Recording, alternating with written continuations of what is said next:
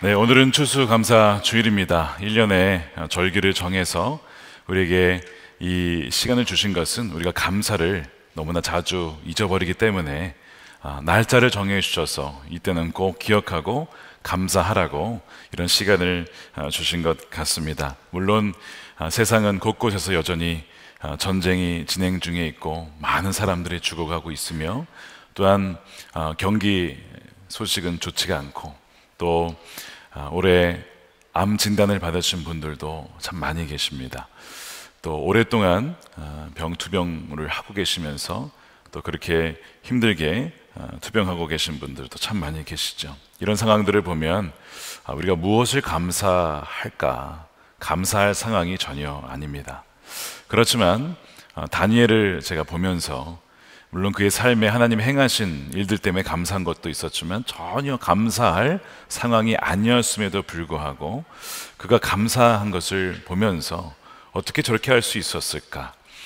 그것을 좀 보고자 오늘 우리 다니엘처럼 감사하라라는 말씀을 정해 보았습니다. 우리가 이미 다니엘 2장, 6장 다 살펴본 내용이긴 하지만 다시 한번 들여다보면 감사의 관점에서 하나님께서 우리에게 또한 주시는 말씀이 있는 줄로 믿습니다.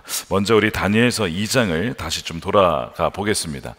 우리 2장 기억 나시죠? 안 나실 수도 있겠습니다. 네, 기억나시면 정상이 아닙니다. 오래전에 했기 때문에 아마 기억이 안 나실 텐데 이런 내용이었습니다. 2장에서 느부갓네살 왕이 꿈을 꿨죠. 그런데 그 꿈 내용과 그 해몽을 알려달라. 그렇지 않으면 지혜자들 너희들 다 죽은 목숨이야. 굉장히 위험한 상황에 처하게 됩니다. 거기에는 다니엘과 세 친구들이 포함되어 있었습니다. 바로 여러분 그 위기는 기회라고, 그래서 기도할 기회, 하나님의 역사가 드러날 기회라고 말씀을 드렸습니다. 다니엘이 세 친구들과 함께 기도를 합니다. 하나님, 우리에게 그 비밀의 계시를 알려주시고 뜻을 알려주시고 그래서 우리가 지혜자들과 함께 죽지 않도록 우리를 보호해달라고 그렇게 간절하게 기도합니다. 그리고 그날 밤에 하나님께서 환상 중에 그 꿈의 내용을 알려주시죠. 그래서 다니엘이 너무 감사해서 기도하면서 이렇게 감사를 드리는 거예요. 23절입니다. 나의 조상을 돌보신 하나님, 나에게 지혜와 힘을 주시며 주님께 간구한 것을 들어주시며 왕이 명령한 것을 알게 해주셨으니 주님께 감사하며 찬양을 드립니다. 그러니까 다니엘이 지혜 주신 하나님, 응답해 주신 하나님, 또 꿈의 내용을 알려주신 하나님께 기억하고 감사를 하고 있어요. 그러니까 이 감사는 응답된 기도에 대한 감사고 이 감사는 찬양으로 표현된 감사입니다. 여러분, 감사는 표현되어야 하거든요. 그러니까 하나님께서 보시기에 과연 우리가 올해 하나님이 주신 은혜에 대해서 우리가 감사했다라고 표현했다라고 하나님이 그렇게 여기실까? 한번 생각해 보면 좋겠습니다. 이 첫 번째 다니엘의 감사는 하나님이 행하신 일에 대한 감사였어요. 올 한 해 돌아보면서 하나님이 우리 가정에 나에게 이런 일을 행하셨구나 한 것에 대해서 여러분 정말 감사하셨습니까? 종종 저도 감사를 표현하고 감사를 받기도 할 때에 이런 마음을 받을 때가 있어요. 이분이 정말 감사하시구나. 아니면 그냥 말로만 감사하는 건지 정말 너무 감사한지가 이렇게 구분될 때가 있습니다. 제가 그걸 보면서 저도 누군가에게 표현할 때 정말 마음을 담아서 해야겠다라는 생각을 종종 하는데, 지금 사실 하나님께서 우리를 보실 때 올해 하나님 행하신 것에 대해서 우리가 정말 마음 다해서 얘가 진짜 감사한가 보다 이렇게 여기실까? 왜냐하면 감사는 표현돼야 되니까요. 그러니까 지금 다니엘이 찬양을 하면서 표현을 하고 있어요. 그러나 이 당연한 감사처럼 보이는 하나님이 행하신 것에 대한 감사가 당연해 보이지만 많은 사람들이 이런 감사를 드리지 못합니다. 왜냐하면 여러분, 감사는요 성숙한 자가 하는 겁니다. 여러분, 아이들 길러보시면 아시겠지만 아이들이 어린 시절에 부모님이 뭘 해주면 감사해야 합니까? 아니, 당연하게 받습니다. 당연히 받는 거예요. 감사해를 잘 모릅니다. 나중에 크고 성숙하고 철이 들면 감사합니다를 알게 되죠. 또 우리가 자라면서 결혼을 하고 자녀를 낳아 보니까 부모님께 더 감사하게 되는 것을 깨닫게 돼요. 그러니까 감사는 성숙한 자가 할 수가 있는 거예요. 다니엘이 감사했다는 것은 그가 영적으로 성숙했다는 바로 증거입니다. 그러다 보니까 감사를 놓치고 또 감사를 하지 못하는 사람들이 상당히 많다는 거예요. 그리고 예수님은 바로 거기에 의아해 하십니다. 누가복음 17장에 보면 나병 환자 10명이 있었어요. 예수님이 예루살렘 가던 길에 어느 마을에서 그 10명이 소리치는 것을 듣습니다.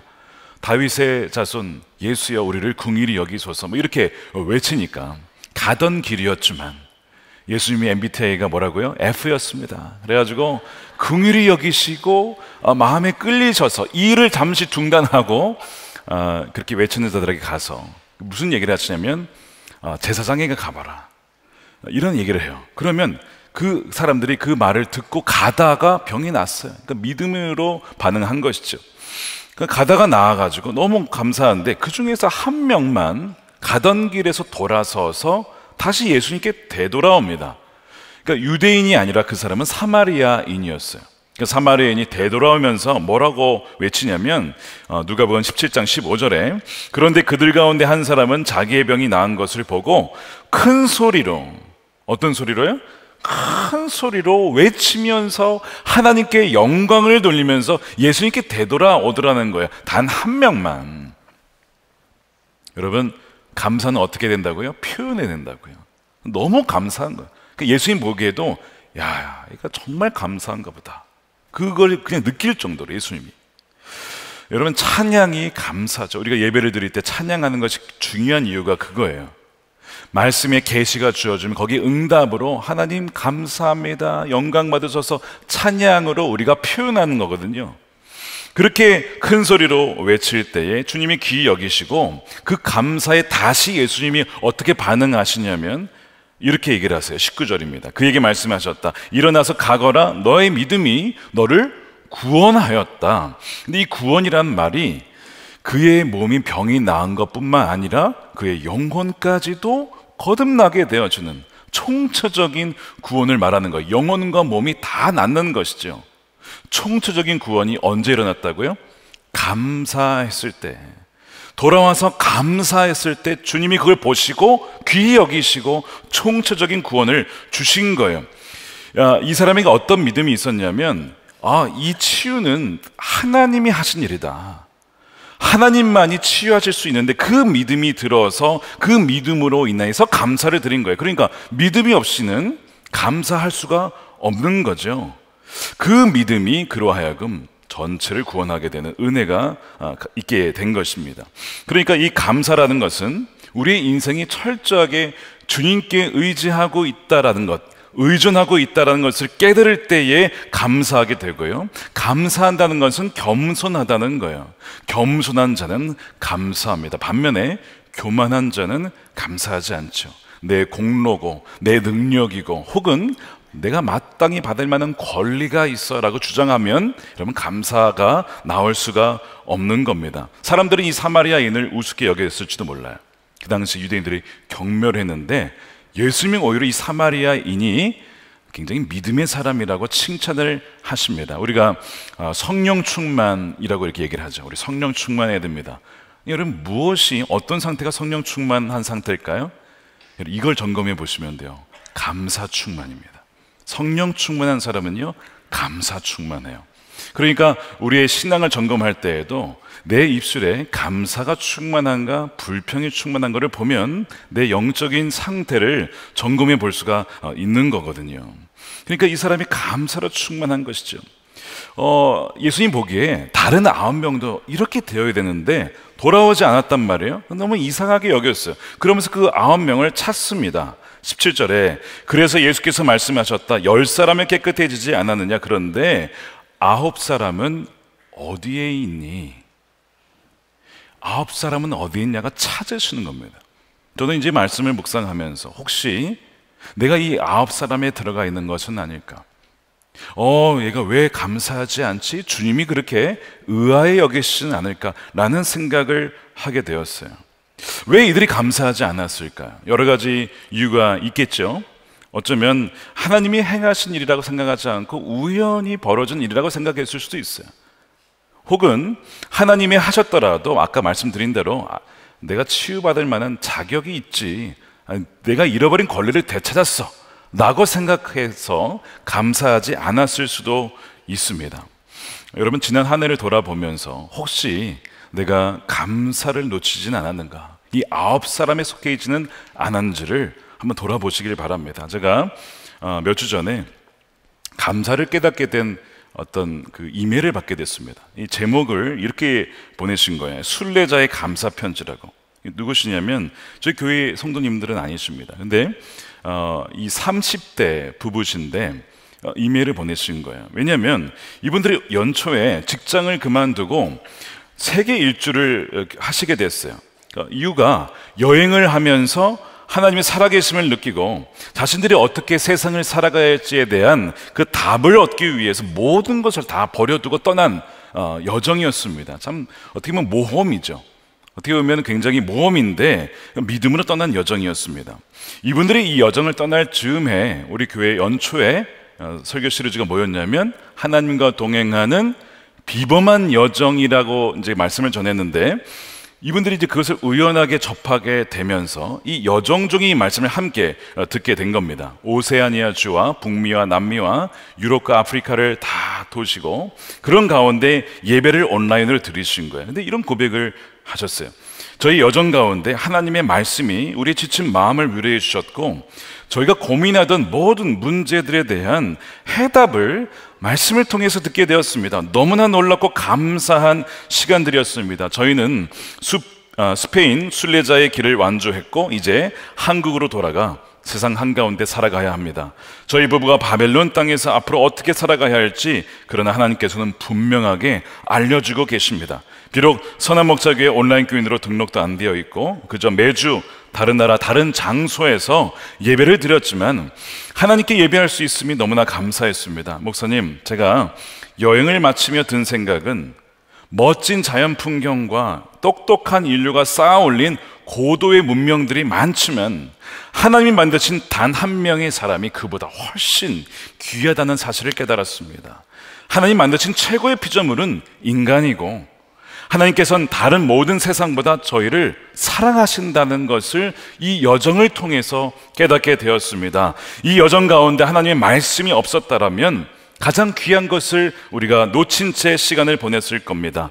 온라인으로 예배하게 하신 우리 선한목자교회에 감사드리고, 또한 이런 만남도 온전한 계획 속에 두신 하나님께 감사를 드립니다. 감사한 내용을 담아가지고 순례자의 감사 편지를 보내주신 거예요.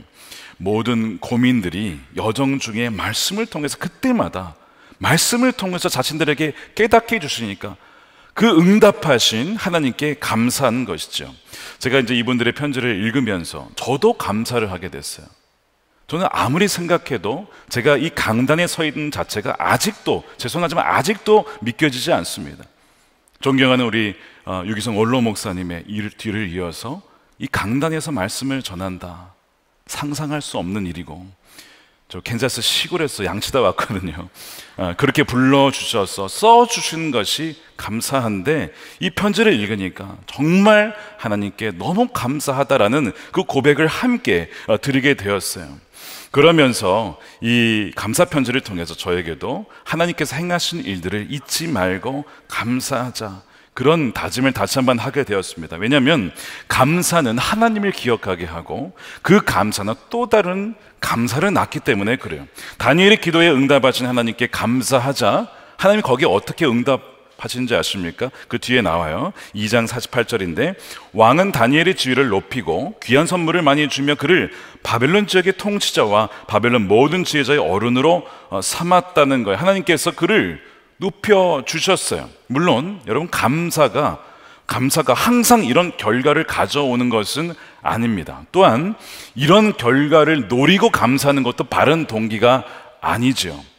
또한 다니엘은 그런 높은 위치 바란 것도 아니었습니다. 그런데 예수님은 진정으로 감사했던 그 사마리아 사람을 보면서 너의 믿음이 너를 구원했다, 몸만 치유된 게 아니라 영혼도 구원해 주셨어요.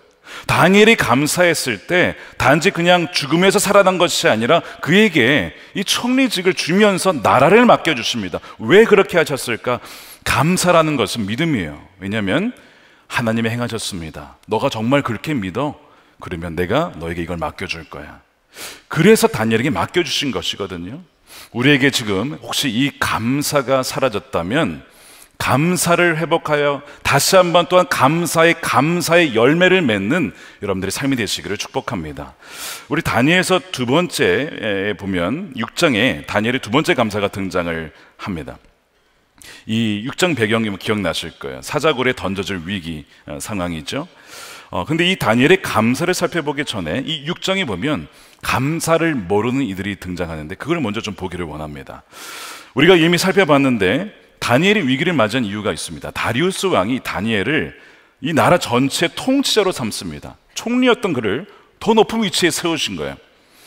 그러니까 그거를 들은 이 다른 총리들과 지방 장관들, 지금으로 말하면 도지사 같은 분들인데 그 사람들이 시기를 하는 겁니다. 그래서 다니엘을 모함하고 계략을 짜가서 어떻게 죽일 수 있을까? 기도하는 자니까 기도하면 죽이는, 사자굴에 보내는 그 모함 계략을 짜서 이제 그를 몰아넣은 것이죠. 자, 보세요. 다니엘을 헐뜯은 사람들이 누구라고요? 총리들입니다. 지방 장관들, 도지사급입니다. 사실 얼마나 감사한 일이에요. 이미 제국에 어마어마한 영향력을 가진 사람들입니다. 자체로 감사한 일이고 또한 하나님께서 허락하지 않으면 어떠한 권력도 받을 수가 없는 거거든요. 그런데 이들에게 감사한 마음이 없고 어떤 마음이 있었냐면 욕심이 있었어요. 내가 그 자리에 가야 되는데 다니엘과 같은 이방 나라 출신 그 사람이 올라간 것이 너무 마음이 좋지 않은 거예요. 시기하는 마음이 든 것입니다. 왜냐하면 바로 욕심 때문에 그래요. 여러분 기억하십시오. 욕심과 감사는 반비례합니다. 욕심이 커지면 감사가 낮아지고요, 욕심이 낮아지면 감사가 커져요. 욕심과 시기는 정비례합니다. 욕심이 커지면 시기도 커져요. 왜? 내가 가져야 될 그것을 다른 누군가가 갖고 있기 때문에 그렇습니다. 반면 욕심이 낮아지면 시기도 적어지게 마련이죠. 이게 연결되어 있는 것인데요, 이 총리들과 지방 장관들에게는 감사보다는 더 높은 자리, 더 큰 영향력이라고 하는 욕심이 자리 잡고 있었습니다. 그러니까 다니엘이 통치자가 된다고 하는 소식을 들으니까 불행한 겁니다. 여러분, 비교하면 불행해지기 시작해요. 비교하는 거예요. 이미 자신도 받은 게 얼마나 많습니까? 비교하니까 불행하기 시작했고 시기하고 참을 수가 없는 거예요. 뭐 때문에 그렇다고요? 욕심 때문이라고요. 여러분, 성경은 진리입니다. 왜냐하면 야고보서 1장 15절에 욕심이 잉태한 즉 죄를 낳고 죄가 장성한 즉 사망을 낳느니라 라고 했어요. 자, 이들이 지금 욕심을 품고 있습니다. 그 결과가 무엇이냐? 결국 그 역풍을 맞이하게 되죠. 그래서 뭘 받게 되냐면 그들과 가족들이 사자굴에 던져집니다. 다니엘서 6장 24절에 왕이 명령을 내려서 다니엘을 헛되던 사람들을 데려오게 하고 그들과 그 자식들과 아내들이 사자굴에 던져져요. 끔찍한 일입니다. 근데 이 모든 시작이 뭐냐면 감사를 잃어버리고 욕심을 품었기 때문에 그래요.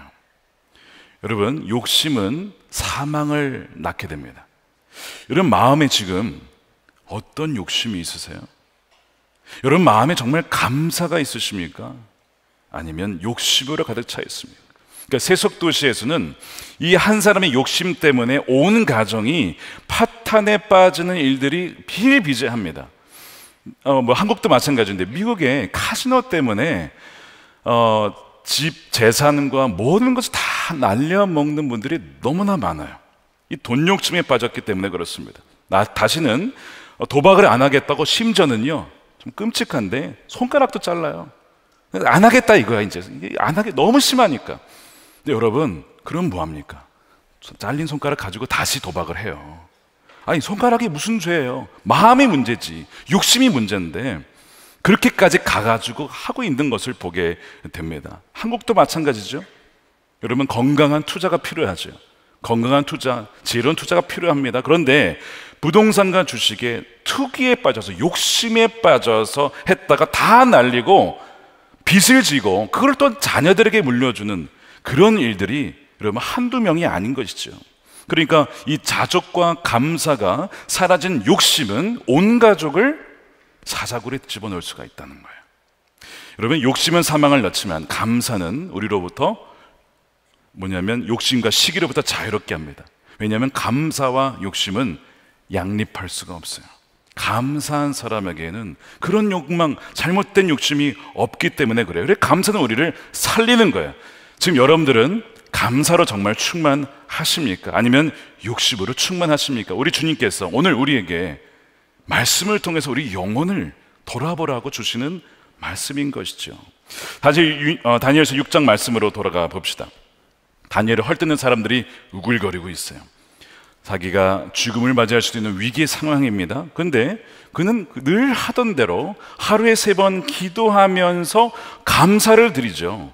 자, 6장 10절 말씀인데 우리 함께 다시 읽어보겠습니다. 시작. 다니엘은 왕이 금령 문서에 도장을 찍은 것을 알고도 그는 늘 하듯이 하루에 3번씩 그의 하나님께 무릎을 꿇고 기도하며 감사를 드렸다. 지금 감사할 상황이 전혀 아니에요. 가장 위험한 시기를 만나고 있는데 뭘 감사할 지금 때입니까? 위기의 상황과 풍파의 시기에. 그러나 그는 감사하는 거예요. 하나님이 범사에 감사하라. 그 범사에는 기쁠 일, 즐거워할 일도 있지만 슬픈 일도 있고요, 위기의 때도 있거든요. 그때도 감사를 명하시는 거예요. 왜 그러실까요? 1897년입니다. 미국 감리교 부흥사였던 존슨 오투먼이 찬송가 작사를 하는데 세상 모든 풍파 너를 흔들어. 여러분 아실 거예요. 세상 모든 풍파 너를 흔들어 약한 마음 낙심하게 될 때 다 같이 내려주신 주의 복을 세어라 주의 크신 복을 내가 알리라 받은 복을 세어 보아라 크신 복을 내가 알리라 받은 복을 세어 보아라 주의 크신 복을 내가 알리라. 언제 주의 복을 세어 보라고요? 세상 모든 풍파가 너를 흔들 때에. 근데 이 가사, 영어 가사를 직역하면 이런 뜻입니다. 폭풍우가 거센 파도처럼 몰아칠 때에, 그 다음에 모든 것을 잃었다 라고 생각하며 낙심될 때 받은 복을 세어보아라. Count your blessings. 하나님이 지금까지 베풀어 주신 은혜를 한번 세어봐. 그때 세어봐. 얼마나 감사한지. 이 다니엘이 가장 인생의 위기의 순간에 늘 하던 대로 기도하며 감사했다는 고백을 하는데, 어떤 기도를 감사했을까? 바벨론 포로로 끌려올 때 그 1000km 이상의 여정을 지켜주신 하나님, 뜻을 정하여 왕의 음식을 거절했을 때에도 죽임당하지 않고 지켜주신 하나님, 지혜자들과 함께 죽을 위기 있을 때에도 응답해 주신 하나님, 꿈들을 해몽할 지혜를 주신 하나님, 자신을 총리로 높여주셔서 세속적 도시 한복판에서 하나님이 살아계심을 증거케 하신 하나님, 바벨론 제국 때에 쓰임받은 것도 감사한데 페르시아 제국 때에도 시대가 바뀌고 나라가 바뀌어도 정권이 바뀌어도 나를 써주신 하나님, 80평생 건강을 지켜주시고 80인생 세속적 도시에서 선하게 나를 하나하나 정확하게 인도하신 하나님, 무엇보다 짐승과 같은 시대 난폭한 세상 속에 믿음을 잃어버릴 수도 있지만 나의 믿음을 굳건하게 지켜주신 그 하나님, 모든 풍파가 밀려오는 때에도 말할 수 없는 평강으로 나와 함께 하신 그 하나님께 감사했을 겁니다.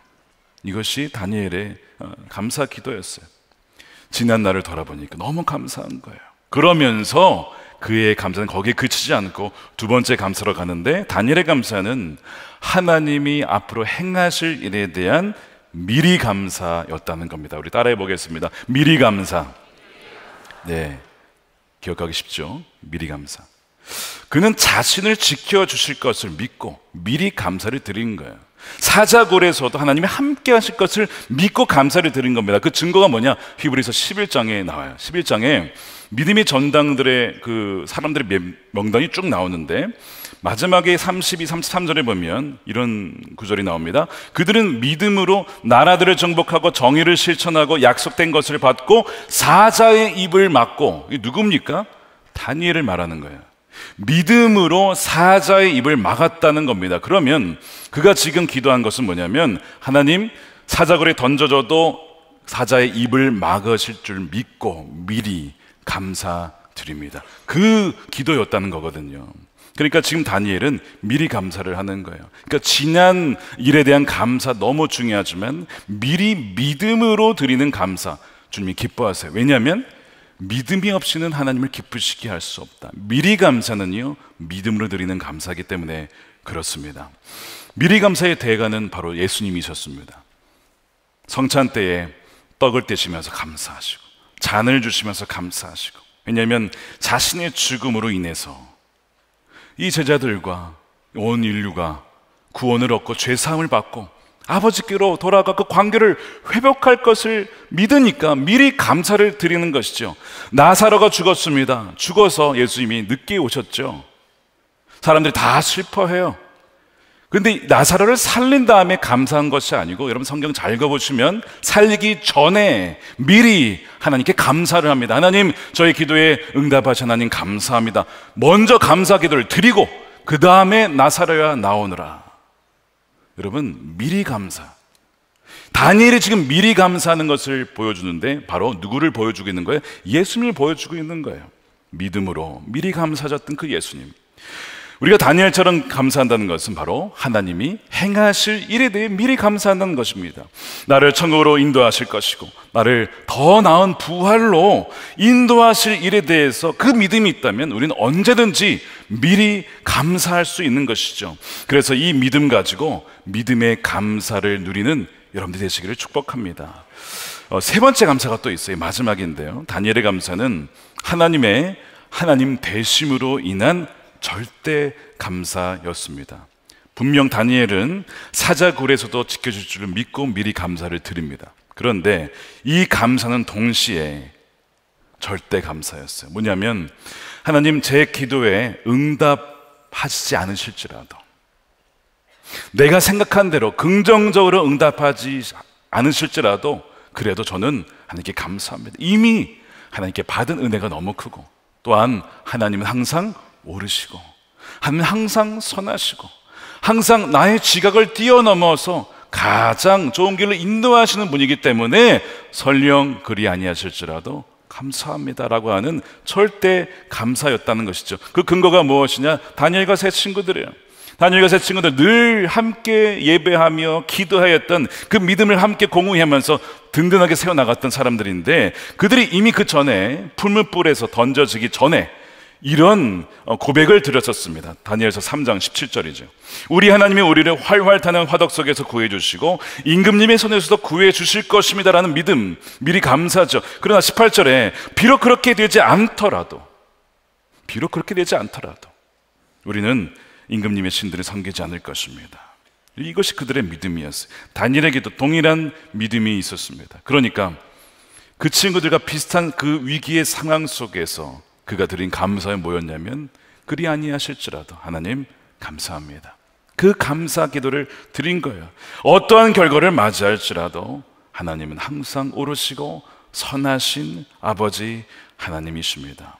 나의 삶의 인생에 좋은 재료도 있고 나쁜 재료도 있어서 내가 보기엔 이 나쁜 재료는 좀 빠지길 원하지만, 그러나 모든 것을 합력하여서 선을 이루시는 하나님을 믿기 때문에 요셉의 형들이 요셉을 팔아넘겼고 가장 악한 일을 행했을지라도 그것을 선으로 바꾸셔서 가장 선한 길로 인도하신 하나님을 내가 믿기 때문에 절대 감사했다는 것이죠. 로마서 8장 28절 말씀 우리 함께 읽겠습니다. 시작.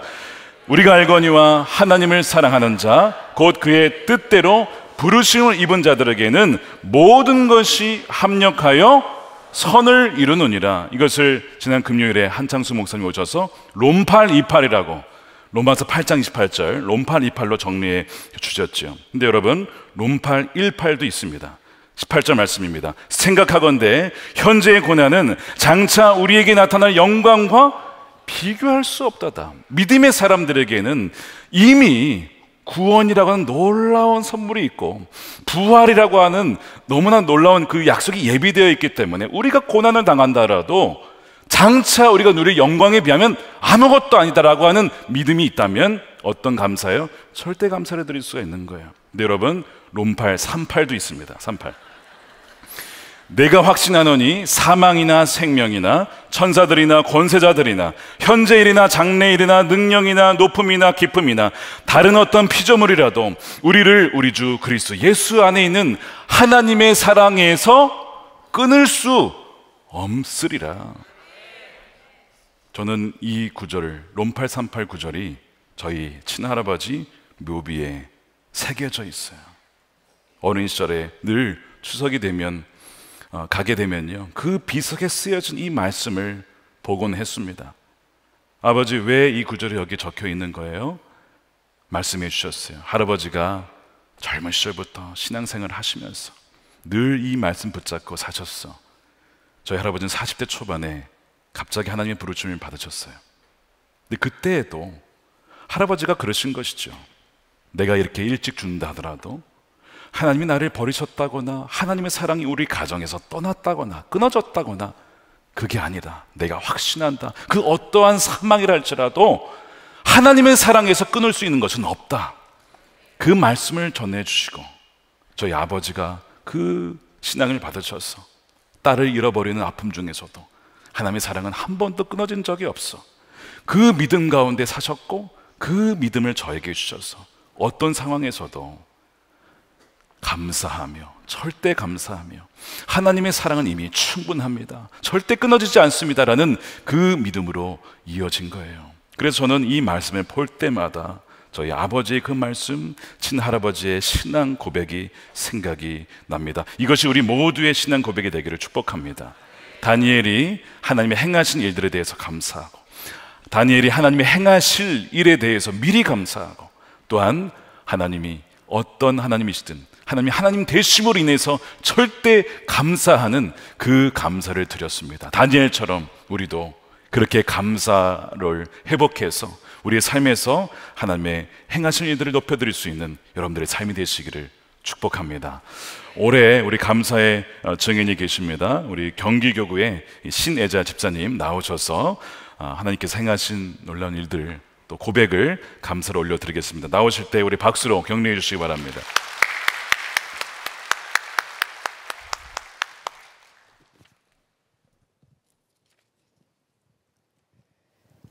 저희 가정에는 아픈 아들이 있습니다. 지난 2021년 어렸을 때 척추 기형 진단을 받아 힘든 시간을 보내고 어느 정도 일상의 생활이 가능해졌을 무렵 장신대에 입학한 지 한 학기 만에 아들은 다시 걸을 수 없게 되었습니다. 갑작스럽게 걸을 수 없게 된 아들에게 찾아온 병은 선천성 무릎 기형이라는 병이었습니다. 어릴 적 척추 기형 진단을 받은 것에 이어 다리까지 기형이라는 소식은 저희에게 너무도 큰 충격이었습니다.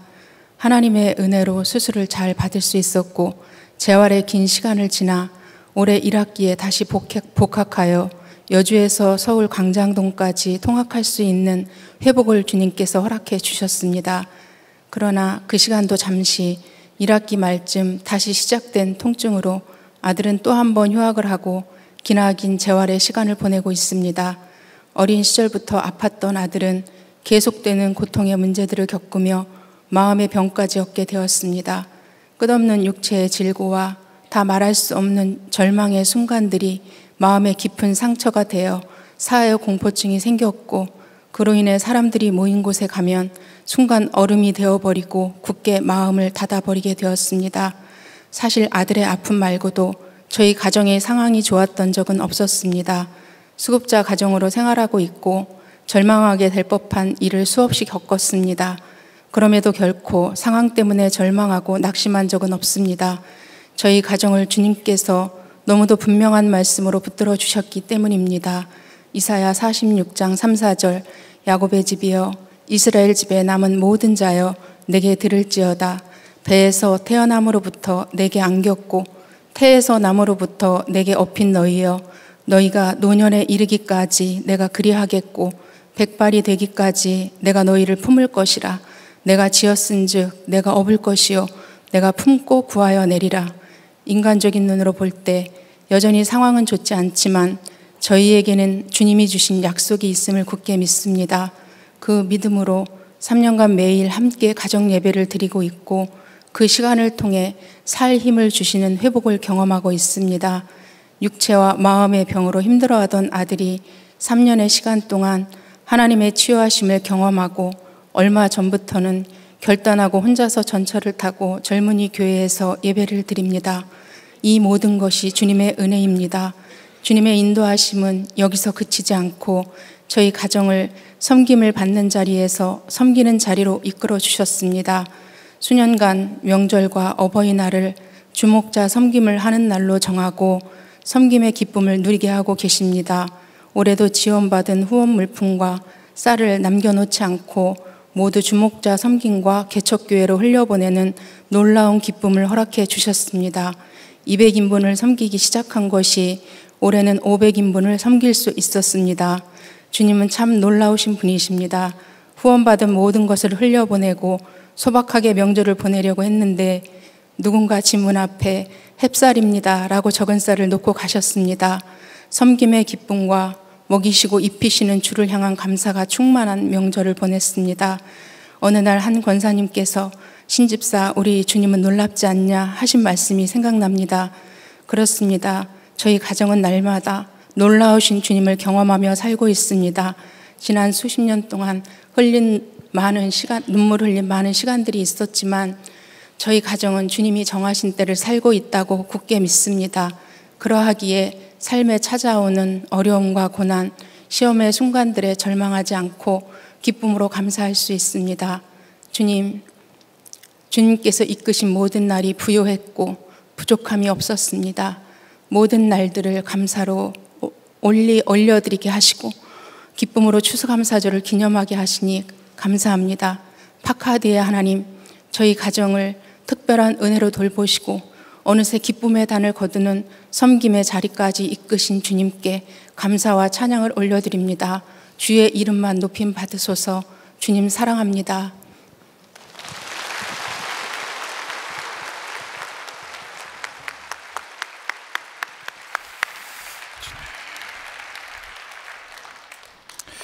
네, 지금 우리 함께 기도하겠습니다.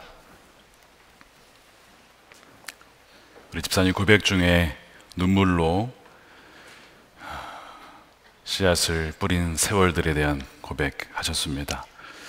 하나님께서 열매를 거두게 하신 것도 있고 또 앞으로 거둘 열매도 있을 것입니다. 또한 집사님 마지막 고백에 파카드의 은혜를 말씀하셨습니다. 파카드는 창세기에 우리 사라에게 하나님이 특별한 신방을 하셨어요. 내가 이맘때 내년에 아들이 있을 거야. 그리고 하나님은 그 말씀대로 자녀를 주셨죠. 그것이 파카드입니다. 아주 특별한 하나님의 돌보심과 은혜. 우리 집사님의 입술에서 그 감사의 고백을 하나님께서 받으신 줄로 믿고 오늘 이 시간에 참여한 우리 모든 성도님들 가운데서도 눈물로 씨앗을 뿌린 것 반드시 기쁨으로 단을 거두게 될 줄 믿습니다. 우리가 이 시간에 감사할 때 하나님 이미 우리의 삶 가운데 우리의 생각보다 뛰어넘어 역사하신 행하신 일들에 대해서 감사하고, 두 번째 미리 감사드립니다. 하나님의 행하실 일 믿음으로 감사를 드립니다. 세 번째는 어떠한 형편 중에서라도 하나님 항상 선하시고 오르시고 모든 것을 합력하여 선을 이루시는 하나님이시기 때문에 절대 감사를 올려드립니다. 이 세 가지 감사 기도를 주님께 올려드리며 하나님께 나아가도록 하겠습니다. 기도하겠습니다.